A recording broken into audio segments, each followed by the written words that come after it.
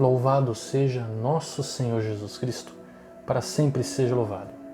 Salve Maria Imaculada. Irmãos e irmãs, 1º de abril, sexta-feira. Mais uma meditação sobre os santos. Hoje será sobre São Ludovico Pavone. Irmãos, ele se dedicou principalmente aos jovens e em especial os jovens pobres. Ele foi padre e fundador. Nasceu em 1784, faleceu em 1849. Nasceu em Brescia, Itália, primeiro de 5 filhos. Nasceu 11 de setembro de 1784. Viveu em um tempo de muita mudança política e social, Revolução Francesa, Revolução Jacobina, a dominação napoleônica, então muitos problemas ele passou. Ele foi ordenado padre em 1807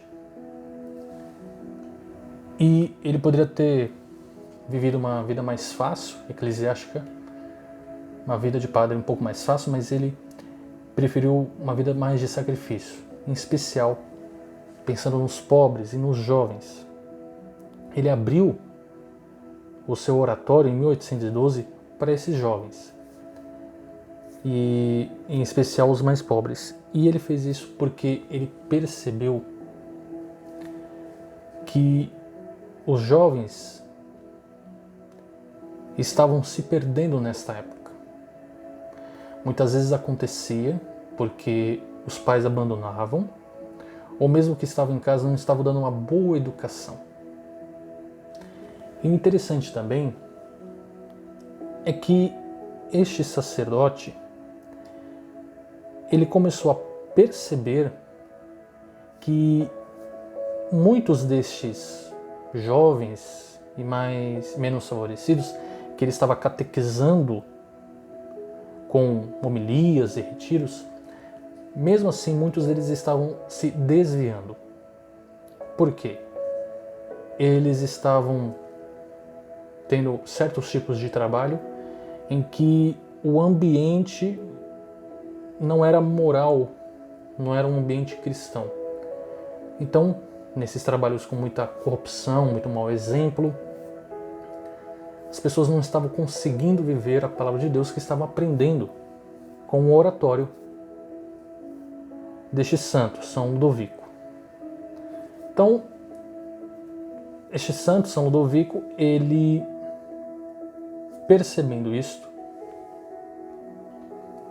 ele criou um instituto beneficente, ou colégio de artes, que é muito interessante. Ensina os jovens, os mais pobres, a trabalharem e conecta esse trabalho a um lar cristão.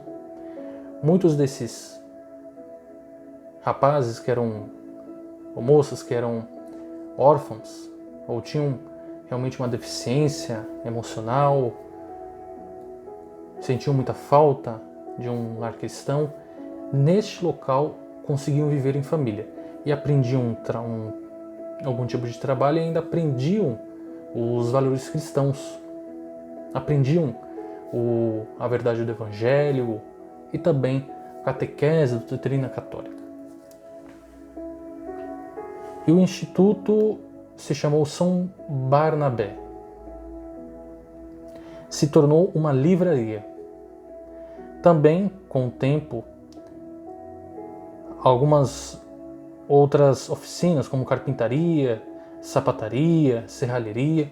Então, começou a aprender muitas oficinas os jovens, tinham muitas tarefas para aprender. Então, o Instituto de São Barnabé tinha um aspecto educativo, assistencial, profissional. E era o lar desses jovens, se tornava a família. Então era uma evangelização mais completa. Realmente esse santo, ele entendia o contexto dessas pessoas e ajudou não só com a palavra, mas na prática, na ação em si. Ele ensinou as pessoas como serem cristãos em suas vidas. Ele também criou uma escola agrícola em 1841. Começou também a aceitar deficientes auditivos. Ele foi condecorado pelo imperador com o título de Cavaleiro da Coroa Férrea.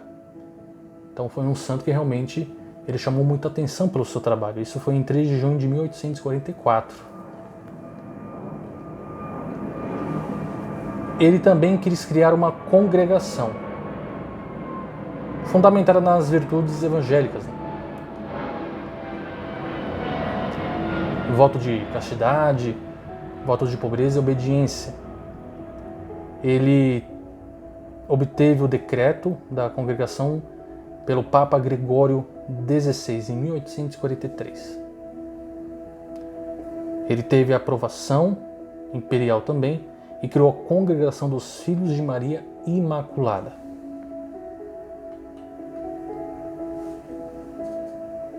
Finalmente ele faleceu 1º de abril, foi no domingo de Ramos. Foi beatificado pelo Papa Pio XII. E a oração que rezamos para ele é: a sede pela salvação das almas habitava o coração de São Ludovico Pavone. Senhor, que meu coração seja incendiado pelo ardor evangelizador. Dá-me o teu Espírito Santo com cada um de seus dons. Amém. São Ludovico Pavone, rogai por nós. Veja, irmãos, este santo, ele foi além do seu trabalho normal como sacerdote, ou seja, fazer as confissões, pregar o evangelho, a homilia, visitar doentes, celebrar as santas missas. Ele não se acovardou, não relaxou. Ele poderia ter feito só o trabalho básico, mas ele entendeu onde Jesus estava querendo que ele atuasse. Ele viu a necessidade de Jesus nos irmãos. Ele entendeu a passagem bíblica de São Mateus: quando fizeram isso aos meus pequeninos, fizeram a mim. Ele entendeu o contexto e foi criativo. Ele pegou a palavra de Deus e que conseguiu transformar em prática. Ele via que aqueles jovens estavam buscando a palavra de Deus, mas não estavam conseguindo usar isso no dia a dia. Estavam sendo prejudicados pelo ambiente de trabalho hostil, que era totalmente desmoralizado. O líder, não só sacerdote, mas em qualquer âmbito da igreja, tem que se preocupar, tem que entender o contexto com que está passando aquela família, aquele jovem. Porque aquela pessoa pode até ter o desejo de seguir a Deus, mas há coisas que estão impedindo ela.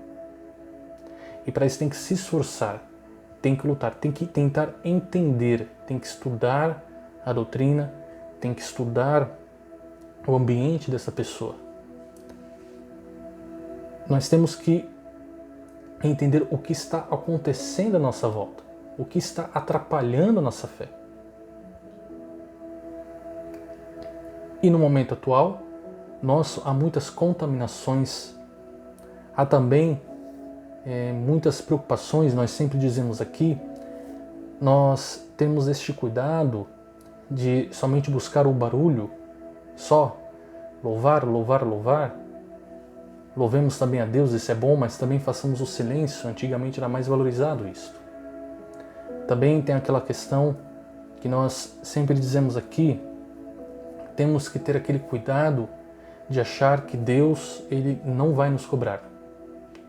Não vai cobrar nossos dons. Então Deus me ama, então ele nem se preocupa com os meus pecados. Muito pelo contrário, está escrito na Bíblia que haverá o julgamento. Seremos julgados pelas nossas atitudes, pelas nossas palavras, pelas obras boas ou más, isso está na Bíblia. O nosso contexto tem muitos outros problemas, mas resumindo, os principais são estes. Estão atrapalhando a nossa fé. Também essa doutrina que o demônio está tentando implantar e está conseguindo, muitas pessoas estão caindo nisso, essa questão de buscar a Deus, vendo ali a fonte de riqueza. Busca a Deus não por amor, não buscando a misericórdia dele, mas buscando realmente a satisfação da carne. Vê em Deus ali a porta de entrada para os prazeres. Quer que Deus realize todos os seus sonhos, mas não pensa qual é o sonho de Deus em sua vida. Este é o contexto que estamos passando. E nós temos que fazer isto por nós, para a nossa salvação, e também pelo próximo. Temos que também entender, verificar se nós estamos fazendo da nossa família um lar cristão. Estamos desejando junto com a família ou já abandonamos os nossos pais ou os nossos filhos? Será que deixamos os filhos órfãos? Como esses jovens estavam passando? Será que aquela pessoa pobre não só desprovido de dinheiro, mas de comida ou então de palavra de Deus, será que estamos deixando ainda pobres? Não estamos enriquecendo com o nosso amor, nossa caridade, com o nosso conhecimento da palavra? Estamos deixando aquela pessoa abandonada e não a convidamos para o nosso grupo de oração? Será que queremos o grupo onde estamos somente para nós? Estamos sendo egoístas?